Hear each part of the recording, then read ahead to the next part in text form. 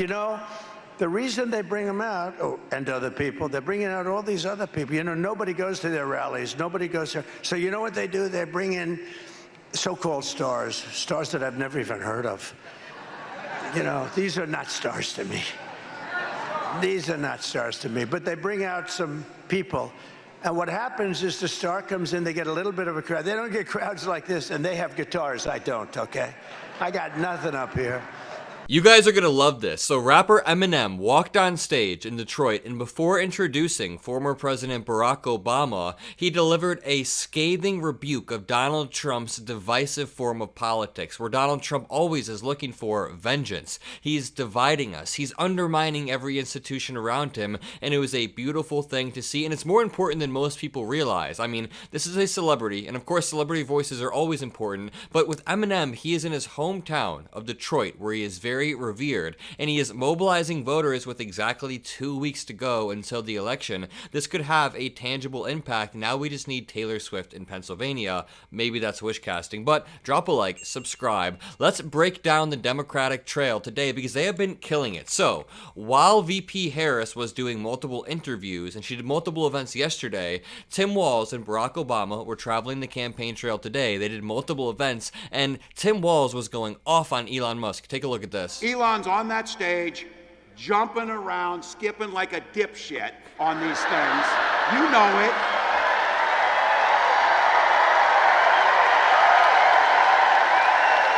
Love this guy. Think about it. Think about that. That guy is literally the richest man in the world, spending millions of dollars to help Donald Trump buy an election. He's basically George Soros. Now look, they're saying the quiet parts out loud now because Donald Trump has already promised that he would put Elon in charge of government regulations that oversee the businesses that Elon runs. Yep. That's a hell of a buy. He could spend billions to make more than 10 billion on the back end. That is a really good point that Tim Walz makes there at the end. The ROI on Elon Musk's investments. He is investing only tens of millions, and I say only tens of millions, I just mean relative to Elon Musk's $300 billion in wealth. He's spending a very tiny fraction of that, and like Tim Walz said, he could make tens of billions of dollars in returns if he is basically making the rules. And here's Trump projecting harder than a spotlight. Is that an analogy that's right? Here's Trump projecting really, really hard about Kamala Harris being unfit for office. Can you believe it? In the history of our country, she's totally unfit for office. No one respects her. No one trusts her. No one takes her seriously. And something is clearly wrong with her. Something is wrong with her. Something's wrong with her, and something's wrong with his vice president. He is off. Something's wrong with his vice president? I mean, I think Donald Trump has his writers write these speeches as if they're attacking him, and then he just levies these attacks against VP Harris to try to beat them to it. I genuinely think it's some weird troll that they're doing where Donald Trump is talking about himself. Again, he's projecting very, very hard. So here's the clip of Eminem introducing former President Barack Obama. Then when Obama takes the stage, he begins rapping Eminem's song, Lose Yourself. Detroit! What up, though? So look, I wrote down a few things I wanted to say. I love you too. Thank you. I'm here tonight for a couple of important reasons.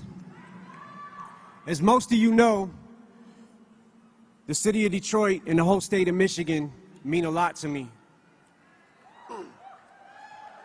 And going into this election, the spotlight is on us more than ever, and I think it's important to use your voice. So I'm encouraging everybody to get out and vote, please. I also think that people shouldn't be afraid to express their opinions. And I don't think anyone wants an America where people are worried about retribution or what people will do if you make your opinion known. True. I think Vice President Harris supports a future for this country where these freedoms and many others will be protected and upheld. And here to tell you much more about that, President Barack Obama. Let's go.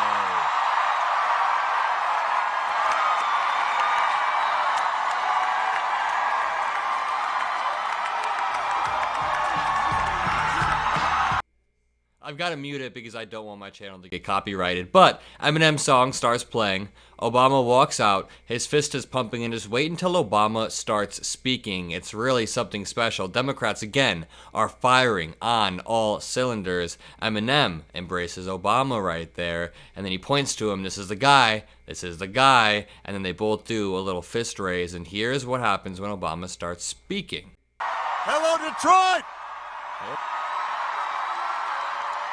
You fired up? Are you ready to go? Yeah.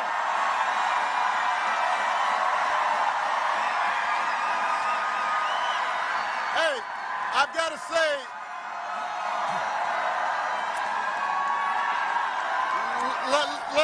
let me just say, let me just say,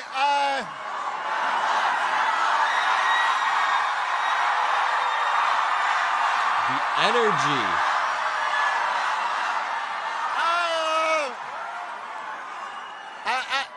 I gotta say, you know, I have done a lot of rallies, so I don't usually get nervous.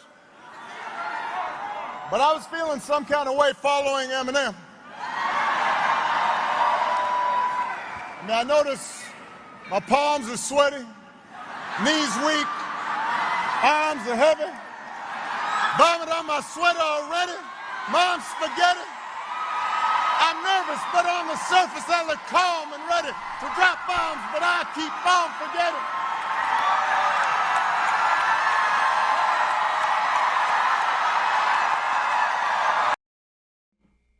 Obama absolutely killing it right there. And then this is what Obama absolutely killing it right there. Let's check in on what Donald Trump is doing at this exact same time. 32 days, 32.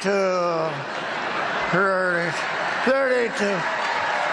This is Donald Trump's impersonation of Kamala Harris, apparently. This is his impersonation of Kamala. 32 days, 32. 32.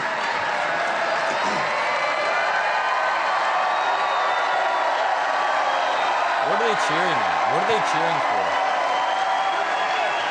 for? 32. I said, what the hell is going on with her? I was watching.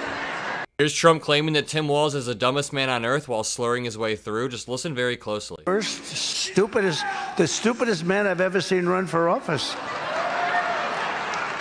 Is there something wrong with that guy? He's always bouncing. This supports my theory that Donald Trump is genuinely just taking what we say about him and flipping it. I mean, it's a basic projection, of course, but it has to be a bit at this point. I can't even believe it's real. And here's VP Harris. You've been reluctant to lean into, to talk about the historic nature of your candidacy on the campaign trail. Why is that? Well, I'm clearly a woman. I don't need to point that out to anyone. The point that most people really care about is, can you do the job? And do you have a plan to actually focus on them? I hear you on that. That is why I spend the majority of my time listening and then addressing the concerns, the challenges, the dreams, the ambitions, and the aspirations of the American people. They deserve to have a president who's focused on them, as opposed to a Donald Trump who's constantly focused on himself. I think that's part of why people are exhausted with Donald Trump and his approach, because it's all about himself and his personal grievances, and not about the American people, not about how are you going to help families, how are you going to help small businesses, how are you going to strengthen our economy. These are the things I'm focused on. I'm focused on investing in the new industries on which America should lead and be a global leader. VP Harris is absolutely snapping in that clip, even harder than Eminem, but she makes some really good points there. So they say, why are you reluctant to lean into your gender on the campaign trail? And I'll tell you exactly why. Because of 2016. There's an article written by somebody who works closely with Kamala Harris saying that they're trying not to repeat the same mistakes that Hillary Clinton made in 2016. One of her slogans was essentially, I'm with her, which is totally fine. I wanted Hillary to be the first woman president, obviously, but a lot of times she would use alienating alienating rhetoric on the campaign trail, saying stuff to the effect of, this isn't a campaign, this isn't a man's campaign, it's time for women to rise up. It's not the white man's time anymore, which is true. It's fine to use that rhetoric, but then Trump was able to perfectly tap into that at the perfect moment. So Kamala Harris, if she said the same stuff as Hillary Clinton, she would get double the hate because she's a black woman. If she used that same exact rhetoric about it being the women's time to rise up, even though that's true, it's totally true, I think that it would be alienating. So she knows what she's doing, and she makes a great point. Either way, if you enjoyed this video, if you appreciate what I do, drop a like, subscribe, have a great rest of your day, and peace out.